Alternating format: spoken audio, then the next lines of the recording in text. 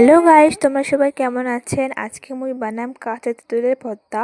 কাঁচা তেঁতুলের ভর্তাটা বানার জন্য মোক এটি লাগবে ধনিয়ার পাতা, বিট লবণ, মরিচের গুঁড়ে, চিনি আর একটা লেবুর পাতা। আমার বাড়িতে লেবুর পাতা ছিল, লেবু ছিল না, এর জন্য আপনাদের বাড়িতে লেবু পাতা থাকলে অবশ্যই লেবু দিবেন।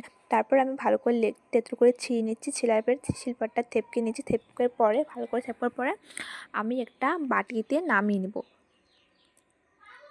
বাটিতে নামার পরে ভালো করে বাটিতে নামিয়ে নিলাম। তারপর এটি দেওয়া লাগবে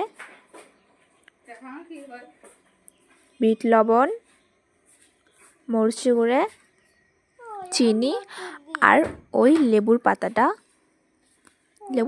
দেওয়ার পর ভালো করে মিক্স করলাম। আমার থেকে ধনিয়া পাতা দিতে মনে ছিল না, এই জন্য আপনাদেরকে দেখাতে পারি না ধনিয়া পাতাটা। আমি ধনিয়া পাতা পরে দিলাম।